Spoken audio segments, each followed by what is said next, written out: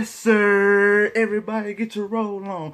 Everybody get your roll on. What? Everybody get your roll on. Everybody get your roll on. The Houston Texans finally got a win versus somebody that wasn't the Jacksonville Jaguars. What's up, YouTube? Your boy back once again with another sport topic, and today we're going to talk some football. Houston Texans football. And yes, there's a reason to celebrate in this type of season when you're 2-7 and the only team you've beaten is the Jacksonville Jaguars. When you get a win versus somebody that's not the Jacksonville Jaguars in this year, in this season, under these circumstances, it's time to celebrate. Now, I'm playing. What's up, YouTube? But like I said, man, we're gonna break down because the Houston Texans finally have a win versus somebody who is not the Jacksonville Jaguars, like I just said. And also, how good is DeShaun Watson? Like, really, seriously. How good is this quarterback? Let's talk about it. Let's break it down. Houston Texans defeat the New England Patriots 27-20.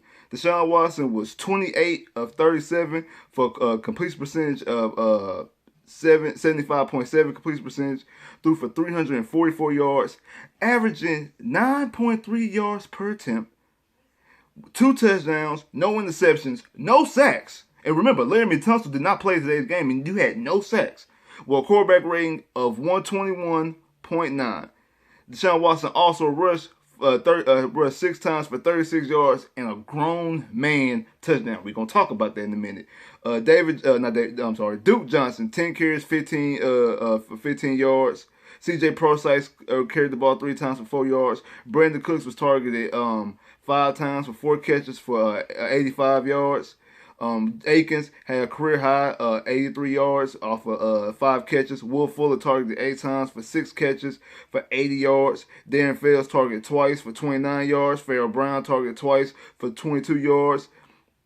Duke Johnson targeted 5 times, got 3 catches for 20 yards. Kiki, do you love me? Do you ride in? Kiki, my boy Kiki came back, man. Kiki was targeted 3 times, had 2 catches for 10 yards. And a touchdown. I'm so happy, don't text right, you know what I'm saying? Rack him. My boy got my touchdown today. Randall Cobb targeted twice, 2 catches for 7 yards and a touchdown. On the New England side, Cam Newton had 26 completions off of 40 attempts for a completion percentage of 65 yards, 65%, 365 yards. He averaged 9.1 yards per attempt, 1 touchdown, no interceptions, sacked twice for a quarterback rating of 102.6. Harris carried the ball 11 times, had 43 rushes for a touchdown. White was targeted 8 times for 6 catches for 64 yards. Bird was targeted 7 times with 6 catches for 136 yards and a touchdown. I mean, the Texans' defense actually played pretty well today, for the most part, against the New England Patriots. They didn't get crushed in the rushing game. I think this is the first time this season they allowed, second time, because I think the first win against Jacksonville they did, but the second time they allowed under 100 yards rushing. They really didn't allow too much on the ground, but like I say, you allow Cam Newton to have over 300 some yards passing. But it still only ended up being 20 points. You didn't let them go over 20 points. The Texans' offense, like I said, completely beginning the game looked completely unstoppable. Like DeShaun Watson just looked like a grown man. Like especially that touchdown when he ran over. If I'm not mistaken, I think he ran over one of the McCoy twins. Like when he just completely bulldozed him, ran over him like he was a running back. Like it wasn't one of those little okay moves, like a little spin move and then score a touchdown. Like he lowered his head, lowered that shoulder, and trucked somebody on the goal line. And like, I'm a bigger man, a better man than you. I'm getting in this end zone right here, right now. Just showed you exactly in a 2-7 season. Remember, we are 2-7. The playoffs are a far long distance away. It's not like this is a fringe game that this can get you back into the playoff. Like, you are a long way, especially since the Titans won today. You are a long way from reaching the playoff situation. But yet, that was the type of quarterback that you had. That's the type of heart you have now. You probably don't want to see too much of that because you don't want things to go awry. You don't want things to go bad as far as that standpoint. But just to show you what type of heart that man got, shows you that you definitely have the right quarterback in the building. Like I said, for him to play as good as he played, and to be honest, he always plays good against the Patriots. Like if you go back to his rookie year, like I think it was his second start because his first start was against the Bengals. His second start of his career was against the Patriots. That was my favorite game of DeShaun Watson's rookie year. I know he had the 5 touchdown game against the Kansas City Chiefs. They put up 51 points against the Titans. My favorite game of that season was the Patriots game because that was something that when you watch the game, he looked like a franchise quarterback that was in control, and that's something that you can duplicate over a 16 game stretch to get you wins and to prove that you're the guy. Because you're not getting 5 touchdowns a game, and you're not putting 51 points up a game like he did against Kansas City, like he did against the Titans his rookie year. But that game against the Patriots, you can duplicate that game against every team in the NFL, and that right there shows you an MVP caliber player. That shows you a Super Bowl winning quarterback. And that was his rookie year. Then the season opened the following year. He didn't play bad, but he played good enough to win, and the Texans ended up still falling up short. And then, of course, how he played last year on Sunday night, when I think that was probably his best performance because he read the Patriots defense like a book. Like, he picked them apart on Sunday Night Football. He just did whatever he wanted to do. And it's kind of the same way here. Yes, we know they don't have Tom Brady. We understand it's not the same Patriots team as it's been. But I mean, they do have the defensive player of the year and Stephon Gilmore, and then they also had the guy who's leading the NFL in interceptions this year as well. So they had there is reasons for them to. It is reasons for them to have able to stop somebody, especially through the air. They have good secondary play because of those type of situations. You got a guy who's leading the NFL in interceptions. You have the defensive player of the year who's a cornerback, and yet you don't have DeAndre Hopkins like you used to. And still, DeShaun Watson was still able to put up over 300 yards, over 2 touchdowns. To neither guy, the 2 touchdowns wasn't to Randall Cobb and it wasn't to Will Fuller. I mean, it wasn't to Brandon Cooks and it wasn't to Will Fuller. It was to Randall Cobb and it was to Kiki, the forgotten man, the guy you forget all about, the guy that everybody wants to cut. And again, I know he my boy. He came from Texas Tech. Y'all already know how I cut for him and stuff like that. But I'm just happy to see him get out of the doghouse because, I think that certain circumstances, especially with Bill O'Brien, is the reason why he hasn't been able to get a fair shot. And then the times he gets on the field, he does fumble the football, but it was only 2 times. But still, fumbling is bad. I get that, I understand that. But I do think he's a young guy. He needs to be able to show what he can do. Remember, his rookie year, the first player in NFL history, not the first Texan, not the first player in NFL history in his rookie debut to go out there and get over 100 yards and 11 catches, and he did it twice. He did it in his first game, his first ever NFL game, and then he did it again in the playoffs versus the Indianapolis Colts. Had 100 yards and had over 11 catches. Had double-digit catches. So he can catch footballs at a high volume, and I think if he gets a better and bigger opportunity, I think he can showcase exactly what he can do. So like he got his second career touchdown as well. So I'm proud that maybe he was able to get that opportunity, able to get that shot, and I think with a quarterback like DeShaun, those shots can come out more and more. He can get bigger and better opportunities if he's able to get on the field. That's the problem. He's not able to get on the field as much because he did have some injury issues his rookie year and also being inside the doghouse under Bill O'Brien. That's probably the real reason why you end up signing somebody like Randall Cobb to take over that spot. But still, even though I'm glad that he was able to get a shot, also Will Fuller had over 80 yards that gives him his career high. I think he's at 700 yards. His career high before this was 670. So either he's at 700 or he's at 700. No, he is at 700. He's over 700 yards right now. So he has a career high over 700 yards for the season. So hopefully he's only 300 yards away from 1,000. So hopefully he can get to his first career 1,000. And he's still 2 touchdowns. He's still 2 touchdowns shy of his career high in touchdowns because he wasn't able to get any today. So he's still going on that same mark to try to better his career and actually have a better season than he's ever had, which is something you should be able to expect from him, especially him being the guy now that Hop is gone.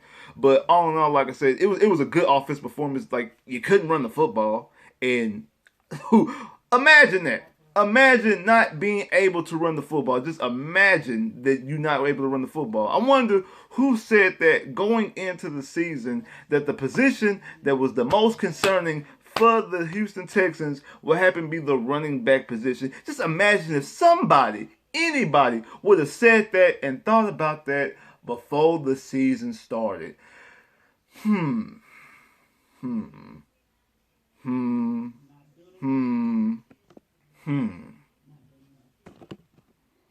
And that's one of the reasons why.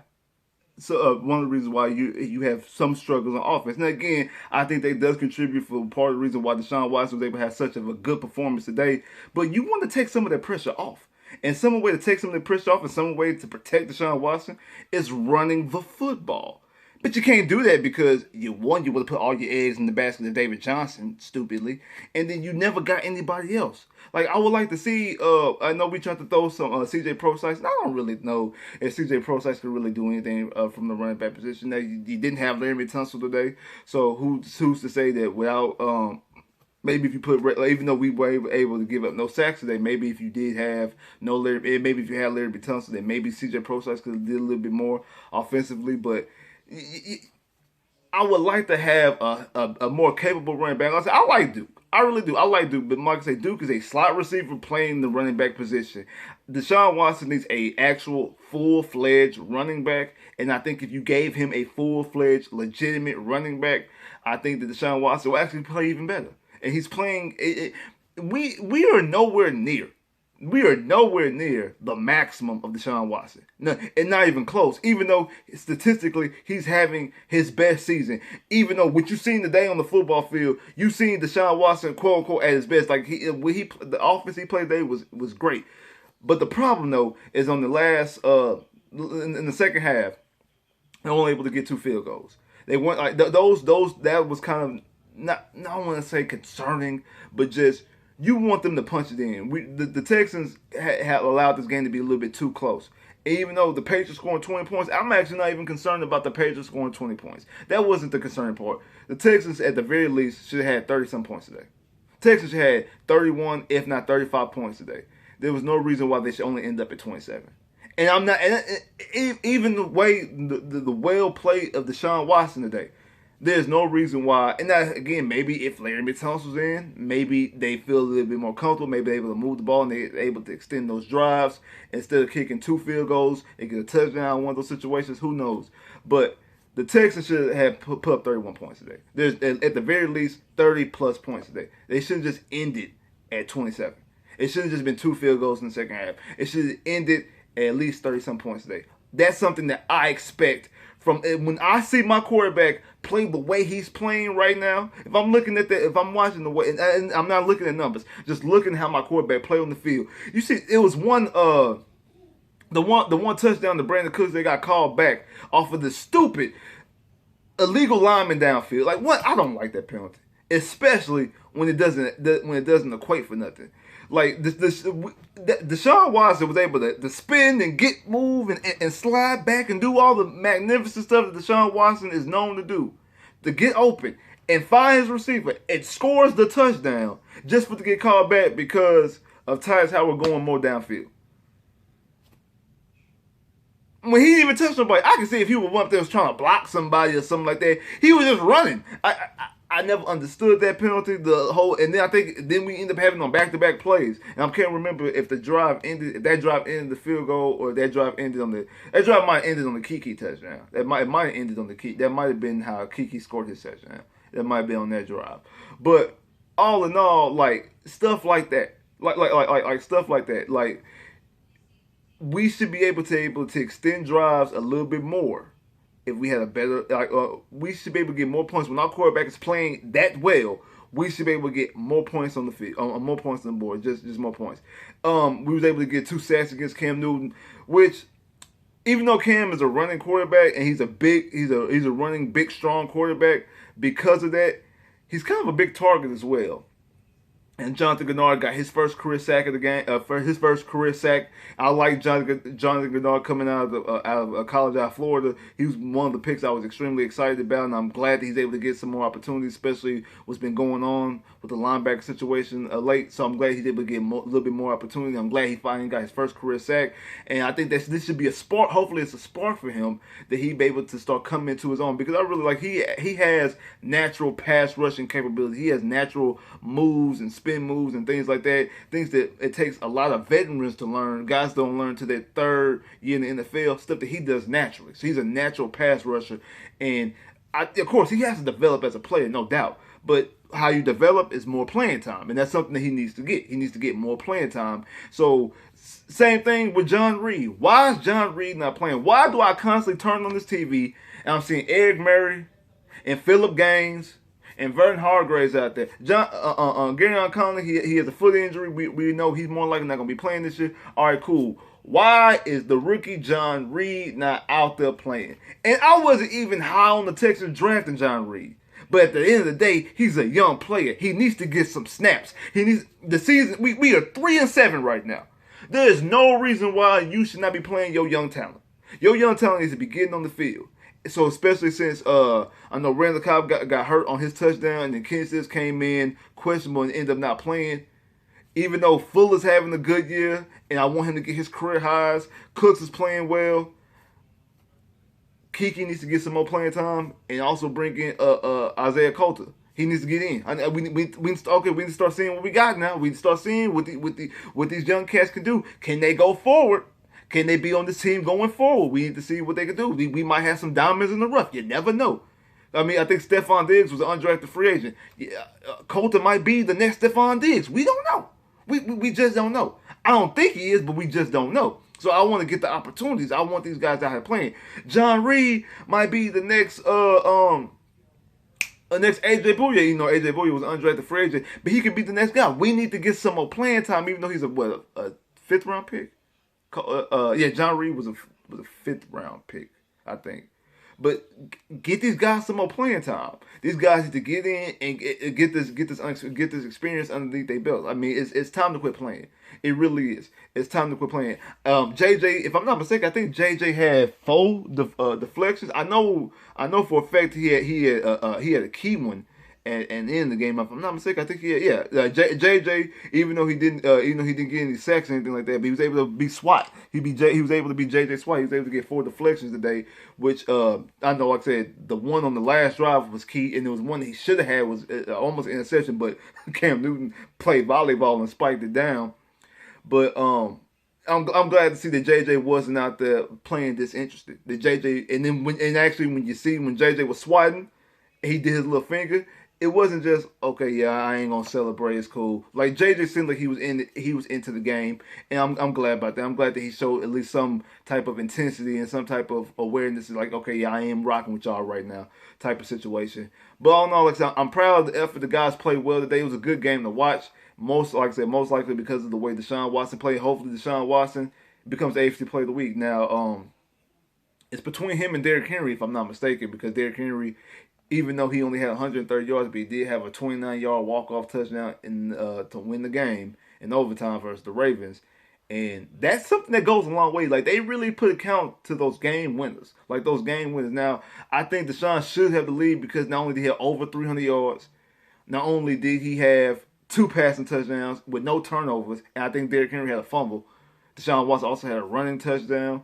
I mean, his completion percentage and his quarterback rating was out there, and also his yards per attempt. Do y'all not know that DeShaun Watson leads the NFL in yards per attempt? DeShaun Watson's season is unreal. When you look at what he's doing this season, it's completely unreal from a passing, quarterbacking standpoint. From a statistical standpoint, let me phrase it like that. From a stat standpoint, it's completely unreal. But the record is what's holding him back. If the Texans were 7-3 or 6-4, DeShaun Watson would not just be in the conversation. DeShaun Watson would be leading the conversation for the MVP. I guarantee you, if the Texans had a winning record, the DeShaun Watson would be leading. We would be hearing about Colin Murray. DeShaun Watson would be leading the MVP conversation, and it wouldn't even be close. Like, if you look at what he's doing across the board, from everything from across the board, DeShaun Watson would be leading this conversation.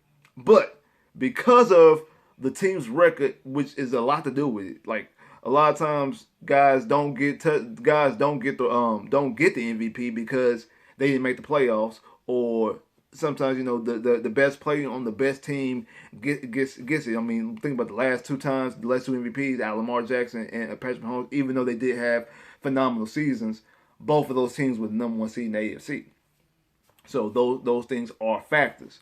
So because of the Texans' record, that's going to hold that's why DeShaun Watson is not going to get any type of MVP, not even close to get any type of MVP conversations, even though he's playing at a cerebral level. Remember, I told y'all the next cerebral assassin, that he was going to be able to pick defenses apart. And as the season started getting along, you start seeing that even more and more. And I think today is just embodied that, the way he sat back and was able to control and dominate this Patriots defense. If he had a better running game, if he had a better ground game, I think his numbers would be even better.